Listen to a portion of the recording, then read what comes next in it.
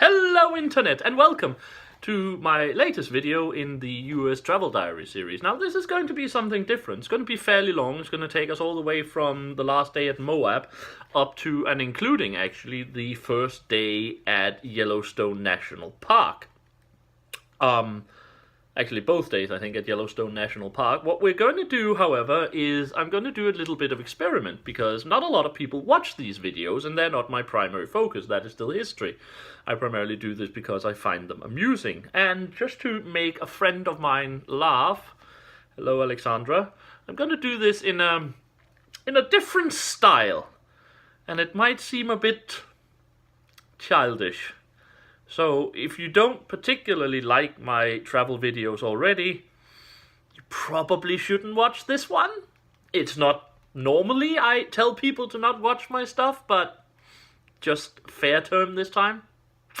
But anyway, for those of you who do continue, enjoy. So the morning in Moab when we wake up, we went to get some breakfast and then we went to buy a trip for a slip road like Hummer tour at the middle of the night at the later that day, and it was with a Humvee and it wasn't with a Jeep because we wanted to try the Humvee because it was really big and was really cool. And then we went down to the Canyonlands, which is a very small national park that's part of the Greater Island of the Sky Canyonlands Needles National Park system, and it's about 45 miles south of Moab. So we went down there. We spent the entire morning being down there and watching the things, and there are more like arches and you can see stuff and you can walk out in the desert, and if you go out there alone you will probably die because it's very warm and you need at least a donkey or a guy to go along with you because otherwise you will die, and it's really bad to die. So you shouldn't go into the maze, but if you have a four-wheel drive you can go into the maze and you can pass through and come up again where some old bandits used to live out near the Green River. But we didn't do that because we were in a sports car, actually a muscle car, because it was the Chevy Camaro I was talking about a few days earlier, so we didn't do that because it wasn't a four-wheel drive. So instead we went back to a place where there was a place where we can watch out over the area, and we saw the needles far away, and if you go out there, as I say, you will die. So we just stuck to looking at it, and there was someone who had been riding his bike out there, and it had been at least 30 miles, and I was really very impressed by him because it was really very cool, and he didn't even look like he was sweating, and I was really surprised. And we also saw some prairie, and we drove a little trip out in where people can drive in cars that aren't four-wheel drive, and it was really cool. And then at the end we went back to something called Newspaper Rock, which is a place where Indians have carved in petroglyphs for the last many years, and that was really interesting because all the feet and hands had 6 feet, had 6 toes and fingers, so we didn't know if it was part of something religious or maybe it was just a sort of mutation that happened to the Indians in the area, and we were really curious. Especially because originally we read that they stopped chopping in stuff around the year 1200, but there was also horses on it, and horses has been extinct in America for like forever until the Europeans brought them back around 1500. So some of them must have been later, despite what the sign said, and we later found out that the sign was wrong because people actually chopped stuff into it up until the 17th century, so the sign was wrong, and that means there can actually be horses there. And then we left that and went back to see the place where someone who was actually Danish had chopped a house into a stone wall, and he has a huge sculpture of President Roosevelt, the second President Roosevelt, not the one called Teddy, the other guy, because they were friends, and he chopped like a 12-room apartment to live inside the house, and then his wife lived inside the house after he died, and now it's a museum, so you can come in and see it, and it's really cool. And there's an amusement park outside, which is not really cool. That's just trying to take your money, but once you're done you should definitely go check that out. It's called Hole in the Rock, and it's actually really, really cool. And the guy was called Albert Christensen, and his wife was called Gladys, and they lived there until 1957, and then he died, and as I said, she lived there until 1974, and it's really cool, and you should definitely go see it.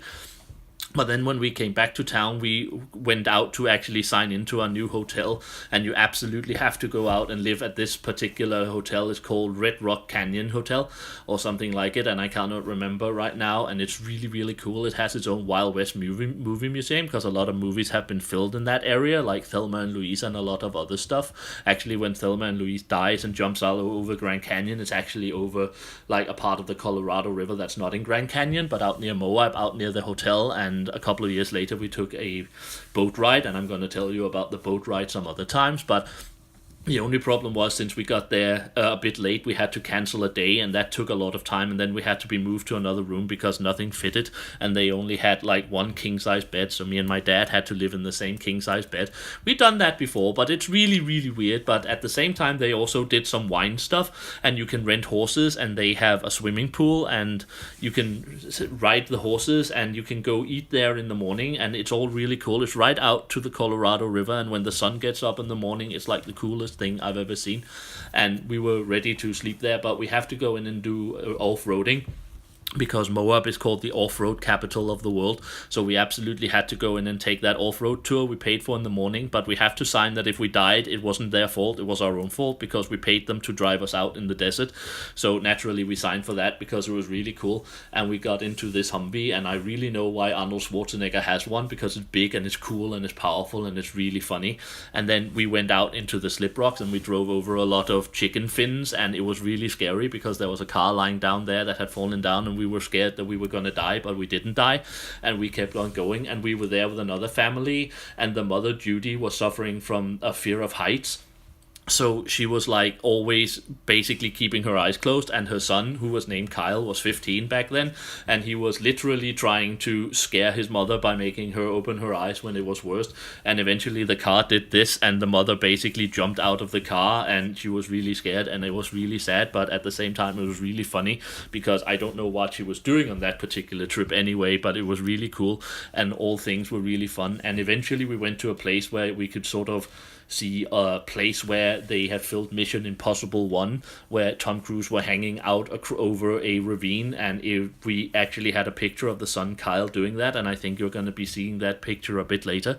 Except for the fact that it isn't actually that close to the edge, it's just the way the picture is taken in that particular angle, because there's still like maybe 60 feet down to the cliff edge, so it's not really dangerous despite what everyone thinks, but at least it looked like that, and it was all really cool. We took pictures at a place called Mickey's Bathtub, and it's a very small hole down in the rock where people drive their cars in and try to get them out again, and sometimes they can't get them out again, and then they get stuck and they have to have their cars taken out.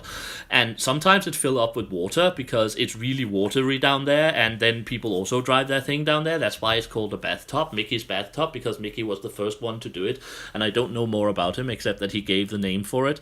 And you could also visit Negro Bill's Canyon, because I don't know who Negro Bill was either, but that was where the movie was filmed, so people could hang out over it. And overall it was like, that was the end of the day, and it was really cool. And we got home at 11, and the only place we could eat was at a local Denny's. So once again we ate at Denny's. We ate at Denny's a lot on that trip. There was always like a Denny's right next to our hotels for some reason. So we ate dinner a lot at Denny's because we always came home late and everything else was closed, and we ate at Denny's at this one. And there was this guy who was really cool, and he liked our car, and we talked a lot longer. So eventually it was really late when we got back to the hotel, and we realized we had forgotten to close the door out to the river. So suddenly the entire room was just filled with little flying animals, like sort of like mosquitoes or something, but not mosquitoes because they weren't biting, but they were something like mosquitoes, and they were covering every surface, and there were like millions and billions and trillions of them. So we kind of had to just leave the door open and hope they left until next morning. So we climbed down in the bed and hid very well under the covers and waited until next day. Hopefully they were gone, and they were gone. So I'm gonna take a quick break now before I go on with the next day. The next day we had to leave Moab because we had to go up to Salt Lake City, and we wanted to go to Salt Lake City really quickly, but we didn't want to go too quickly because we wanted to see something. There was a place where they dug out some dinosaur bones, and we wanted to go see dinosaur bones because dinosaurs are really cool, and we wanted to see dinosaurs. So we started going up Interstate Highway 70, and the really interesting thing about Interstate Highway 70, it passes through a rock formation called the San Rafael Swells, and it's actually what we see here on the picture, and it's really one of the coolest places I've ever seen on a highway in America. Highways aren't pretty, but this highway is really pretty, and you should definitely try to go there. But before we went too much longer, we turned off to go see the dinosaur quarry, and we went to a little place called Cleveland, and we went out to see the Cleveland Lloyd dinosaur quarry. But when we got further out there, we realized that the dinosaur quarry was far away, and we were driving on a very small dirt road, and the car didn't like it. So when we driven for about 11 miles and realized there was still 15 miles to go, we turned around and forgot to see dinosaurs, because otherwise we knew we would never get to Salt Lake City at all, and we were looking for some food going through the mountains, but there wasn't any food going through the mountains, and we wanted to also get some rest, but there wasn't really any place to be resting, so we were hungry and we were tired, and we were getting to a rest area when my dad and mom a couple of years earlier had seen some small squirrel thingies lying around and playing. So we wanted to stop there, but then there was like a 15-mile long roadwork, so the rest area was stopped, so we didn't get to see the squirrel thingies, and I was really sad because I wanted to see the squirrel thingies. But on the other hand, eventually we made it to Salt Lake City and we could see the Mormon temple, but we didn't want to go see that until we checked into a hotel. So we looked for a hotel where my dad had stayed a while before because he liked it, and it was really close to a restaurant he wanted to go back to because they had a waiter back then who was really cool and the food was really good. So we got a place at this hotel, only to realize that the restaurant didn't exist anymore, and the waiter had probably thus been fired because there wasn't a restaurant he could work in. So they didn't need a waiter, so he'd probably been let go. So instead we went out looking at the city, and we looked at the Mormon temple and the whole temple square, and we looked at other stuff, and they have like a really big building, the Mormons, where they have all their administration from, and I don't understand why it needs to be on 90 floors because so many Mormons aren't there, but it's still really cool to see a church that does so much about it, whether or not you actually like the Mormon church or not. The temple itself is architecturally very pretty, even if we didn't go into it because you have to be Mormon, and we didn't want to be Mormons in any way, so we didn't go into it, but we did see the other stuff there, and we saw the center of the town, and there was a really cool little antique bookstore right next to the temple square, and you should definitely go there because they had some really interesting books. And we saw the house where the second prophet of the Mormons, the guy called Brigham Young, was living, and he was living there with his wife. Actually, he was living there with 12 wives because back then they practiced multi-wifery, and he had 12 wives living with him in that house. Actually, he also had 26 other wives living at another house because he was married to 58 people at the same time, and that must have been terrible at Christmas when his mother-in-laws were coming by. So I don't really think it was a good thing for him, even though he probably did agree to marry all of them because he was the prophet and he could say what people should do and they would do it. So overall that was a thing, but eventually we found some food and actually got to eat fairly early. At that point we hadn't eaten since breakfast and it was getting late, so eventually we basically ate there. And there's an interesting thing about Salt Lake City that all the streets in the center of town is really wide because there's a rule that a 8-span ox cart need to be turned around in a single go without having to back up, so all the streets are really wide.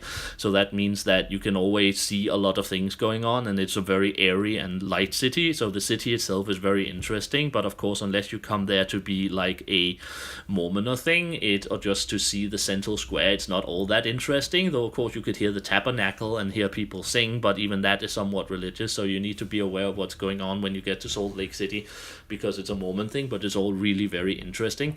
But eventually we also saw the government building, and then we went back to our hotel and actually got some sleep. So yeah, that was another day.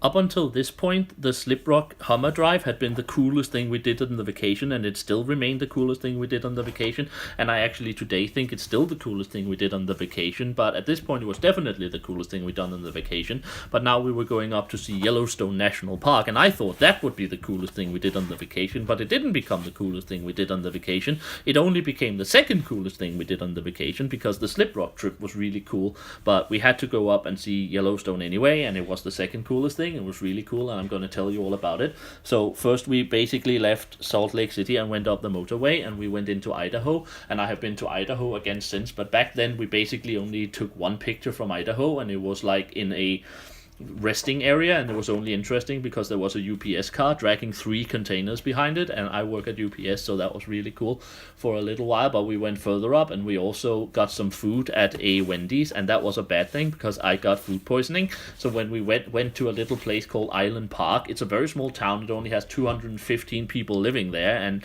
on the other hand it has a very long main street because they all live on that main street. So they say it's the longest main street in the world, but there's only 250 people living there. So they basically only has one little place when it's a gas station that also functions as the town hall. And that's really weird because I've never seen that before, though I've seen it again later at other places. But back then I hadn't seen it before. So we went to that particular place because my stomach didn't like me anymore because I'd eaten something at a Wendy's I didn't like. And I've eaten twice at a Wendy's now in America, and I've gotten food poisoning both times. So I don't like Wendy's anymore because they give me food poisoning. So I don't go to Wendy's anymore, even though I've been there twice and the food was really good, but they give me food poisoning, so I don't want to go there and get food poisoning because food poisoning sucks, because I had to stay at that little gas station for an hour fixing my stomach, and there was only one toilet and other people wanted to get in, and I wasn't very popular at all, and my dad eventually hid in the car so he didn't have to pretend to be with me. I don't think he actually hid in the car. I think he just said he did, but I wasn't very popular at all. But eventually we were able to get out of there and get further on, and you should actually see Island Park because it's really cool. It's like it's only about 300 feet wide, but it's really, really long, 53 kilometers or so. That's about 30 miles. That's why they say they have the longest main street in the world, even though they only have so and so many people living there. And after that, we went back further north and went into the Yellowstone National Park. First of all, though, we went about into Montana, but then we went back into Wyoming, where Yellowstone is, because we basically cut off part of it to go to West Yellowstone, which is in Montana, but the park itself is in Wyoming because the states are really close up there.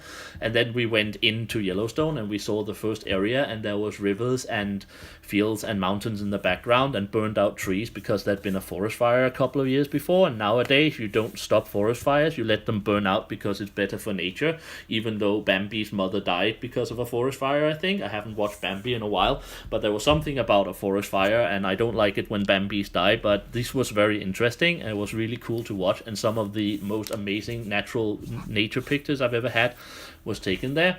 But eventually we passed through that and went up to a place that was a lot of geysers and warm springs, because that's of course a lot of what you see in Yellowstone. You see geysers and warm springs, and again I had to find a toilet there. That was really disappointing, but Wendy still didn't like me and my stomach didn't like me, so my dad would have the time to actually walk around taking pictures. So I don't have a lot of pictures from this place, but my dad has a picture of the world's largest geyser almost erupting, except it didn't erupt because it only erupts like once every 100 years. But when it does, it's like the tallest geyser in the world, and you should definitely go to this particular area to see it. So that's really cool. Actually, it's called Steamboat Geyser, and it was bubbling, but it didn't want to spring up, and it's back basin. It's part of Norris Geyser Basin, and you should go see the biggest geyser in the world that won't blow up unless 100 years, and it's really cool, but you definitely should go see it. After that, we went up to our own hotel, which is outside the park up in the southern part of Montana, where it hits basically close to Yellowstone River and the Wyoming border. But we went up there and we found a hotel, and the town is called Gardner, and they had this really cool view out over Yellowstone River that ran through a gorge, and you could see Yellowstone National Park far away. And then you could basically go through some alpine meadows to get there, and it was really cool and it was really pretty. And this Gardner place, they had this restaurant, right, and they served bison steak, or at least bison burger, and this was the first time I tried bison. I'll get back to bison at a later time because I really like bison. It's much better than cow. And that made me, unfortunately, had a bad experience with a cow another time, but I'm telling you that on a different video. But right now I'm just telling you that basically that evening at Gardner, I had the bison burger, and it was really cool. And we got some sleep, and then we actually drove up a bit along the river going north towards Montana, but that was a really bad idea because it was summer and there was a lot of mosquitoes, and we had to fill up the car, and I had to run for cover inside the gas station while my dad was carried away by the mosquitoes, and I almost didn't see him again, but fortunately he managed to beat the mosquitoes away and then managed to escape down to the car and fill it up. But he had so many mosquitoes bite that we were worried he was going to bleed to death, but he didn't because they were just mosquito bites. But it was really bad, and he was itching for a lot of days. But we went back and actually got some sleep. For the next day we wanted to explore Yellowstone National Park, and it is so cool. You need to explore Yellowstone National Park, guys. There are bison herds, and there are things that blow up like geysers, and there are things that doesn't blow up because they're sour geysers and they don't blow up, but they're like just bubbling a lot, and they're really warm, and the bisons lay next to it even though they smell like poo. The bisons don't smell like poo, the geysers do, but because they're basically like made of a lot of sulfur, so they smelled like poo or at least like farts. But you should definitely go there anyway because it's really cool to see. And when you get out of the gaze area, there's this wonderful, amazing natural with rivers and plains and forests down to Lake Yellowstone, and you should go see it because under it there is this massive supervolcano. And if the supervolcano blows up, we will all die. So you won't get to see Yellowstone. So you should go do it before the supervolcano blows up. So definitely do that because you should definitely go see it. And then we went back to the geyser area. Actually, we went back to the geyser area when there's this geyser called Old Faithful, because you can basically predict when it's gonna blow, and it blows about once every hour and 45 minutes. So we went there and we saw that, and there was a lot of people, and then there was this wonderful sort of cabin, the largest log cabin in the world, where you can actually live if you pay a lot of money for at least one day. And they had this store, and we went into the store because I was looking for a Stetson cowboy hat, but I didn't find a Stetson cowboy hat, so that had to wait. I found another hat, and I really needed a hat because I was afraid of getting sunburned, because I'm really pale and I sunburn easily. So we went out to see the geyser blew up, but it had just blown up when we got there. So we basically sat around waiting for an hour and 45 minutes. And earlier that day, my pants had cracked behind, so people could see my underwear from in my butt. So I had to go buy some new shorts, and I had to bought some new shorts, and they were really cool. We also got some lunch there. In the middle of the park, there is this little place where you can get some lunch and you can buy some stuff. Geyser Village. Yellowstone Village, and we got there and we got down there, but the new shorts were too short, so I hadn't actually sprayed myself or rubbed myself in sun oil at that point. So when we had actually seen the geyser blow up, which was really cool, it's not the tallest ever, but it's still really cool, and you can get hit by the water, and that's probably lucky unless it's so warm that you get burned. But I wasn't burned because it wasn't so warm when it hit me. But I got burned on my thighs instead of on my face, so the hat didn't really help, but at least I got a hat and I could try to fix the other thing afterwards. After that, we took a while watching other geysers. We need to make sure that dogs doesn't run into it, because dogs think it's water and jump into it and they get boiled alive, and I don't like see doggies hurt.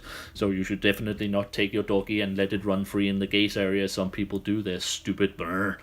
After that, we went to another geyser area where there isn't that many geysers, but there's a lot of hot springs, especially Grand Prismatic Spring, which is one of the greatest and most colorful hot springs in the world. And there's this little river that runs down from it, and it looks like it's lava, but it's not lava. It's just some bacteria that lives in the very warm water, because the water is almost 100 degrees Celsius warm. So when it runs out into the other river that isn't 100 Celsius degree warm, it actually creates a little bit of fog, and it's really cool.